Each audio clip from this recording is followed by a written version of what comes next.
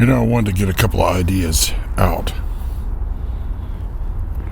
And there's no better way of doing that than just kind of letting it flow before I forget it. So, let me bring something up to you.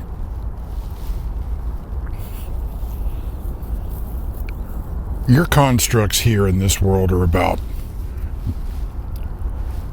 nation states, right?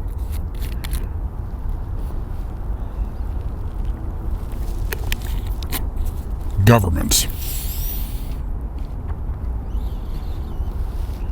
corporations, NGOs, NPOs, organizations, right? Institutions.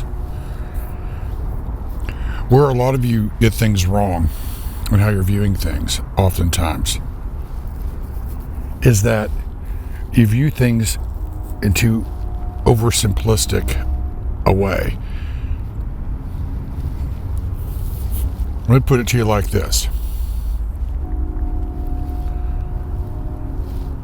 The wheat and the weeds are sown in the same fields. What do I mean by that? Well, first off, let's define what a field is. The field is the world and all the things in the world, including the things I mentioned earlier. Nation states, NPOs, NGOs, organizations, corporations, institutions, peoples, tribes, tongues, and nations, and all the things that make up those nations. But the field is the entire world. So if the field is the entire world, perhaps you need to think about what's sown in the field. And in any field you go to, you have a problem with weeds coming up. And the weeds don't just come up on the left or the right. It comes up across the entirety of the field, left and right. Likewise, they don't just come up in one nation, they come up in all the nations. Because all the nations are in the entire field.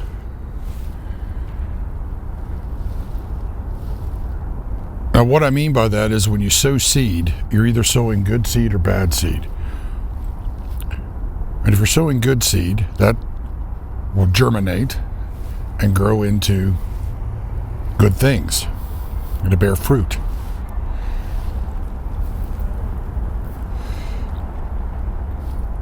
There's also the opposite of that. If you're sowing bad seed, you're going to also wind up it bearing the fruit of its kind, and that's bad fruit. It's a seed of destruction, right? Those are the weeds.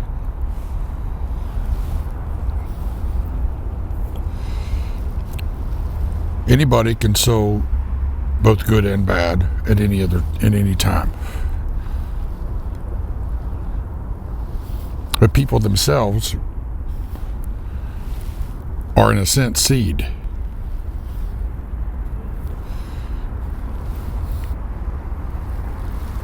All right, the seed is fertilized. Right, when we talk about fertility, right? The egg is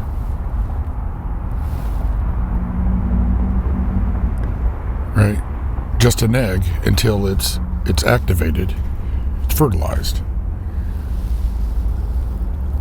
In the process of reproduction. The terminology that's used is sowing your seed, right? We often talk about that in terms of kind of a carnal version of that, going out and young men sowing their seed, their sexual oats, right? Well, that's, in sexual terms and reproductive terms, it's, you have seed. Their seed is your sperm. And it's your sperm that finds its way to the egg and causes a chain reaction and reproduction leading to pregnancy.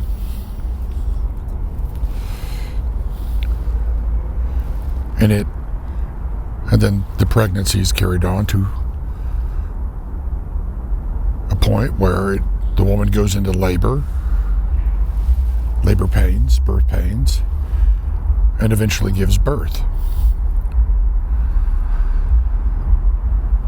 And then that child, that baby, grows up and matures. Right? Similar concept I'm talking about with agricultural terms, right? You sow the seed, right? It then is fertilized, germinates, grows, right? So germination is, in a sense, a birthing. And then when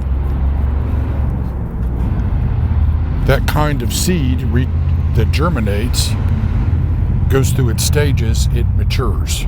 And once it matures, that brings about the fruit of its kind. And it's not until it brings about the fruit of its kind that you really know if when you're looking at a field, a lot of times the weeds and the wheat look the same. It's interesting when we talk about wheat, the wheat has heads of wheat. Right? We use terminology like ears of corn, right? And fruit on the tree, apples, oranges, lemons, right? You also have nuts, right? Coconuts, right? So you have all these things, the terminology we use for agriculture and food, right? When you plant a crop. And as I've said before, the process of spreading the seed is broadcasting. Use a broadcaster. A broadcaster is a planter. Right? Broadcast the seed in a pattern. And then the seed either germinates or it doesn't. Sometimes it takes a long time for it to germinate. It takes the right conditions for it to germinate. Be it good seed or be it bad seed. But they're conditions, and those conditions are a pattern. And the pattern for good seed also are mirrored in the pattern for bad seed. And so when we talk about, in the New Testament that sin, right, matures, right, when it matures, it brings about the fruit of iniquity, not the fruit of the Spirit, which is the good seed. Now, when they're both in the same fields early on, it's very difficult to tell which is which. And that's why you have to wait till they mature. And as that maturing process occurs, you start to see what is what. That's biblical principle, right? Sowing the seed. And they grow up together in the same field, the weeds and the wheat, the good seed and the bad seed, until harvest. The harvest is the end of the age. Now, why am I bringing these things up? Well, when I tell you that the seed grows up together, there's good seed and bad seed, and then you look at the state of your world, and you look at times of crisis, and you look at the fruit, right, the outcomes of your choices, your decisions, and your actions. As it is for people, so too it is for nations. But it's not as simple as how things may appear on the surface. If you don't have discernment, you can't see the reality clearly of what you're dealing with. And so people are easily led astray. Nations are set against nations, peoples against peoples, tribes against tribes, individuals against other individuals. This is what you're seeing, what you've been living, what you've actually been experiencing.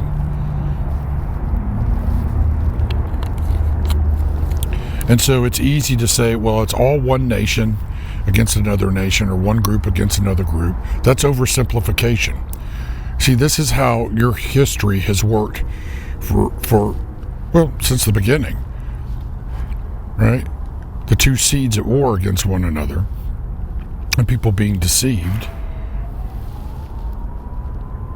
right? Ruled by fear and confusion, and the confusion causing division, and the division causing conflict, and the conflict creating chaos, and the chaos leading to destruction.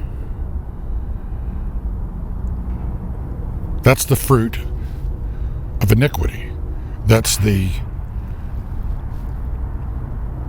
result of sowing a lot of bad seed.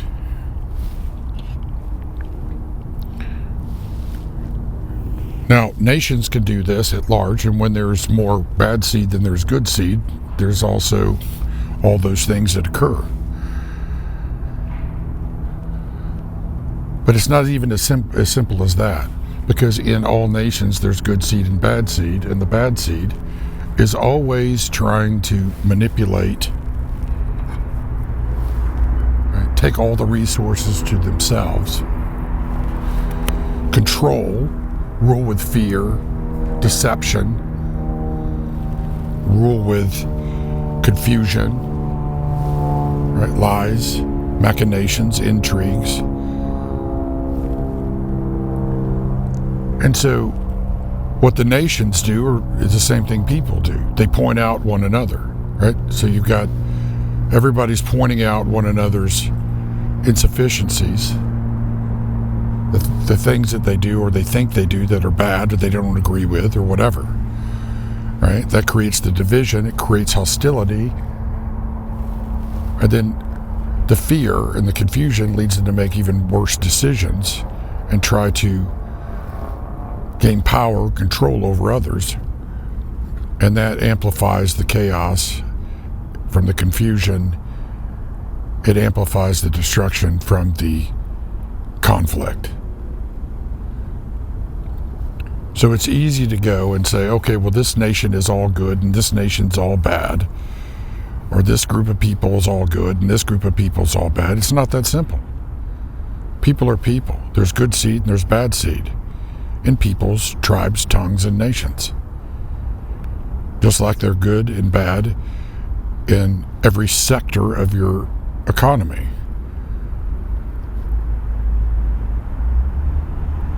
Yeah. And when you have a mixture, confusion, mixing of the waters, if you will, a mixing up of the seed, and all that germinates, well, when it matures, it leads to crisis and conflict.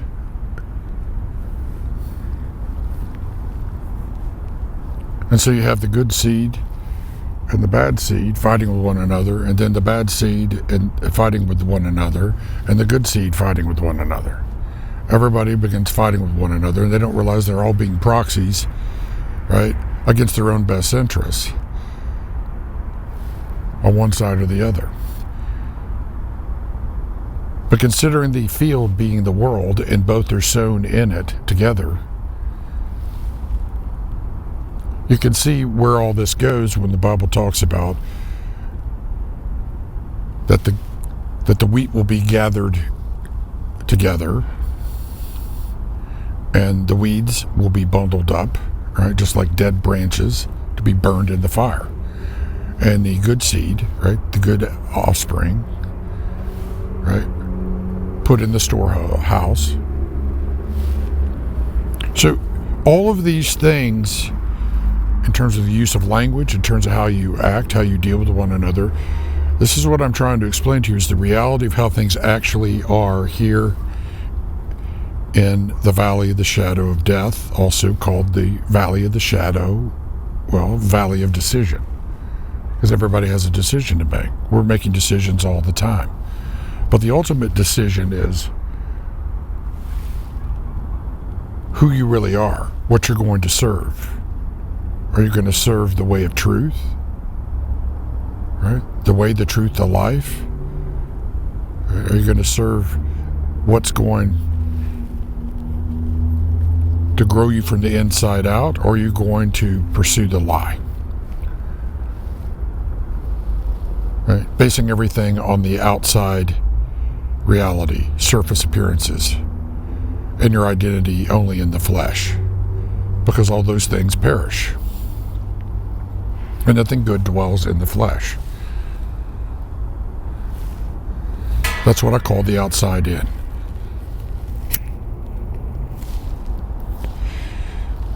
So think about that in terms of conflicts and what's going on in our time.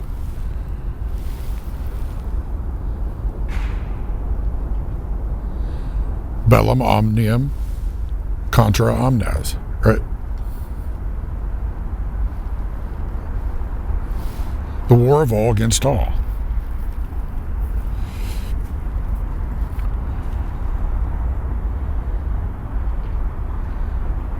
Right? The war of all against all.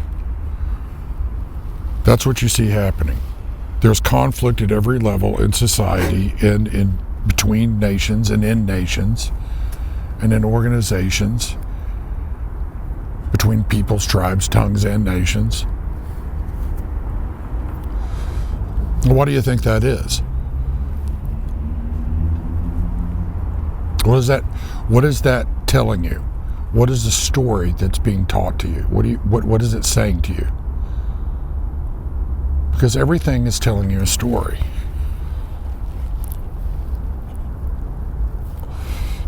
It's a story that you actually play a role in. And it's happening in real time.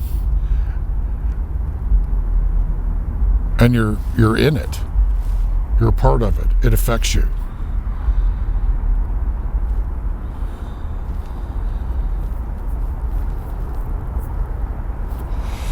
And then consider what I've said in other talks about what you sow, you will reap. What kind of seed are you sowing? What are you sowing in your life? What are you sowing in the lives of others? What are you broadcasting? What are you signaling? And what are others signaling to you? And do you have the discernment, the light of the truth, to understand what is what?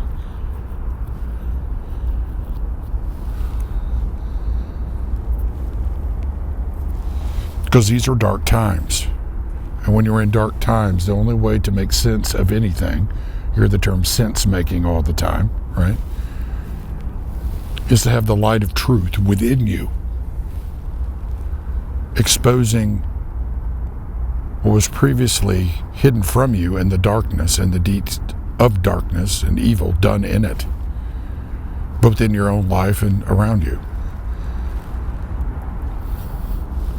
See, the light of the truth exposes the schemes of evil, the destruction, the destructive things that are opposed to the truth and seek to destroy, mar, cause suffering and pain and hurt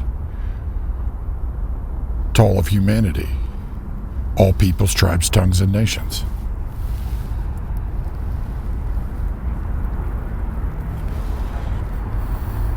You see, the micros and the macros are inextricably connected. Nothing happens in a vacuum, as I always say. And as it is for people, so too it is for nations. That's why there's nothing small here. Everything has a macro level effect, no matter how micro, how small you may think it is. And the more wealth, power, influence, notoriety, control you have, the greater your ability to broadcast seed and reap what you sow becomes.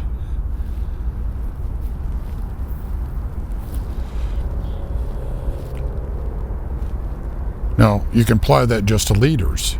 That's easy.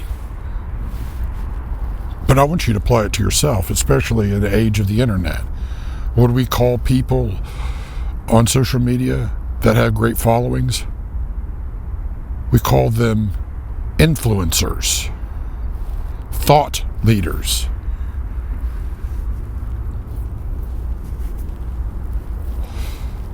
So what are influencers and thought leaders? What are they doing? Well, they're sowing seed. They're having an impact in a broad scale way. And the greater that impact, right? The greater their following, well, the greater that they sowed the seed and will reap what they sow.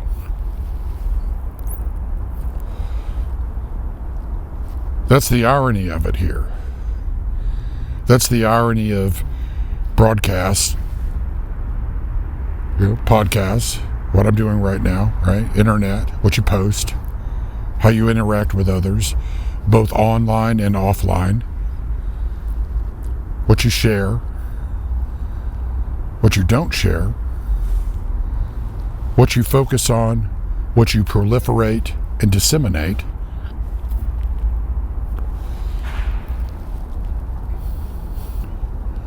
Starting to see where I'm coming from on this. It's actually a lot more level ground than you might think. So the greater your voice, the more responsibility you have for how you use it. The greater your influence or thought leadership, the more you're responsible for what you do with it. You have a bigger impact on people's lives. And you will reap what you sow. So think about that in terms of when you're dealing with something from a point of view of a leader, and think about that from a national security point of view, right? So if you're charged with influencing the decisions of leaders or the public, getting them on board with the policy or some sort of program, right? Well, you're responsible for it. You're responsible for the influence that you have. And that influence, no one may know who you are, but if you're influencing leaders and they're making good or bad decisions based upon your influence, well, if you need grace, and if you don't think you need grace, then you're really foolish, because that winds up being a global impact eventually. That's what I mean, that there are no small things here. The micros and the macros are inextricably connected. In this form of government, right, they take a lot of polls. And if the people are off the rails, following lies, deception, they're arrogant, they're only thinking about themselves, well, what do? They demand leaders that are like themselves and are going to do what they want them to do. And that means you just influence all your leaders, put them into positions of power, and if they are representing you in some form or fashion, well, guess what? You now share in the responsibility for the decisions they make and the impacts thereof of those decisions at the scale that they have leadership and influence and power. You see, everything is connected. There's nothing small here. Everybody needs grace. They also have to take responsibility. And if you're unwilling to take responsibility, you're going to make very bad decisions and influence very bad things, and you're going to reap very bad consequences.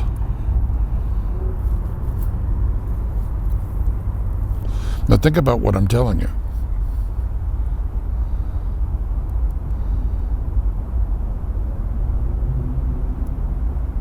See, it isn't just the leaders. It's the people that support them, that influence them, that enable them, that put them into positions of power. Everybody has some culpability for good or for bad.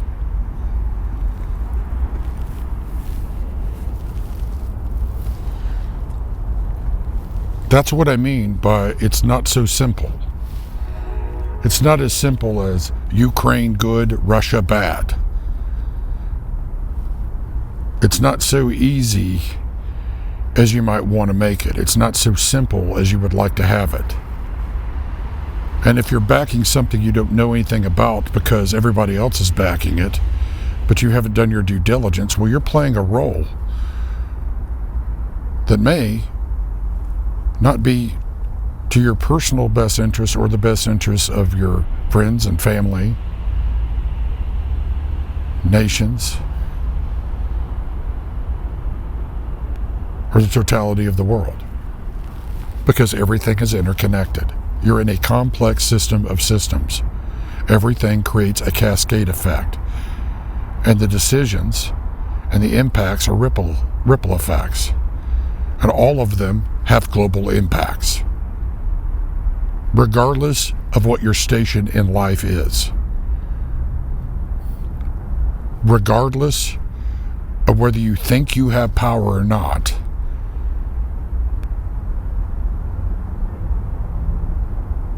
Or whether you're in power or not. That's something you all share.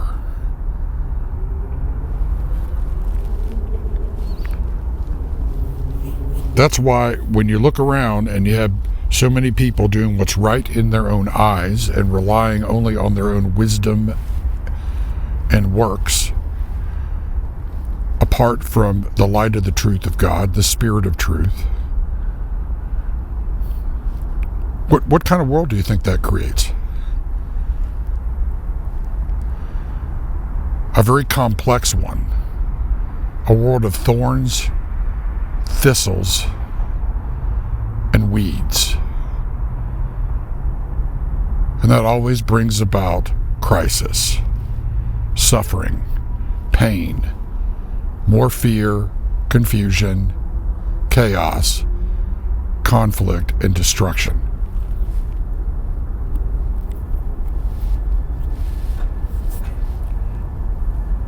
And that's not just dealing with national security matters. It's dealing with the matters in your own home and dealing with the matters in your own neighborhood, your own towns and cities, your own nation states, your workplace.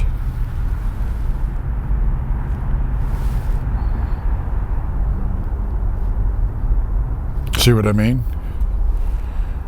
So when all those things mature, all that seed germinates and matures, it creates a convergence of conditions in time and space that bring about good outcomes or very bad outcomes. And you tell a tree by the fruit it bears, just as you tell a seed by what it matures into over time. And as it is for people and nations, so too it is for ideas, ideologies, philosophies, concepts, constructs of understanding, of knowledge, and even the application of knowledge. That's why I so often bring up that knowledge, when it's misappropriated, misapplied, misused, and is also used to mislead, right, brings about a whirlwind of consequences, because that's sowing the wind. If you're sowing lies in a theological sense, false doctrine, what you're doing is you're sowing bad seed. That's sowing the wind.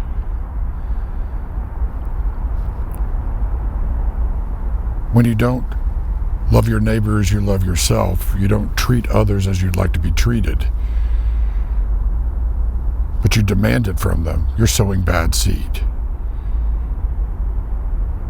You'll eventually reap a whirlwind of problems.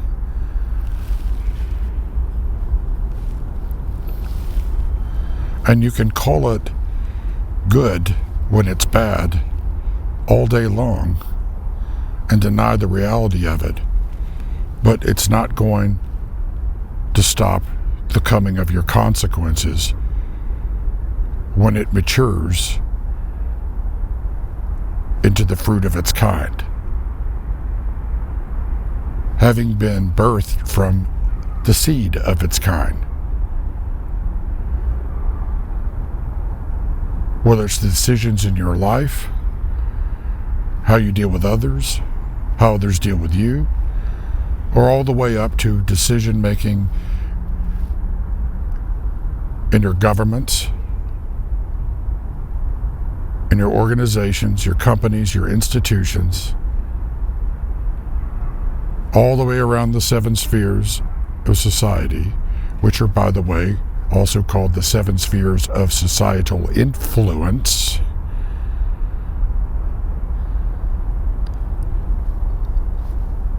So those that have the most wealth, power, influence, and control also have the greatest responsibility and culpability.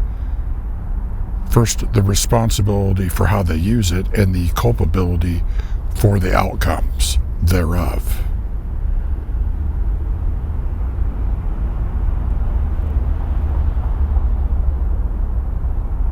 That's why it's so important to understand when I talk about the inside out versus the outside in, and knowing who you really are, and having the light of the truth within you, the Spirit of God, to discern what is and what isn't, and to see what was hidden in the darkness and still is from most people whose minds have been blinded. They're in darkness. They're in denial. They're working against their own best interest because they've been deceived into a lie, and they're dark. They've gone dark from the inside out. And when you have the kind of maladies, the problems that we have in our society, when you have the kind of confusion and chaos and fear, right? Crime, violence, corruption, all of those things mixed together and amplify the effects that it actually hits everybody. It affects everyone. Nothing happens in a vacuum here. So one of the reasons Jesus told us there would be trials and tribulations here. There would be times of rough times, right?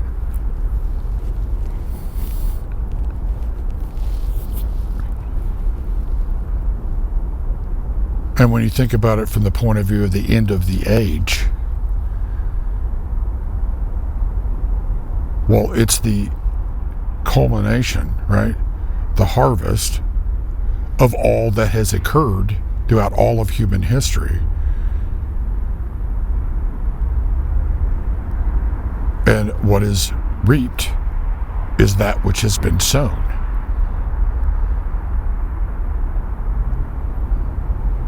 At every level, individually, to all peoples, tribes, tongues, and nations.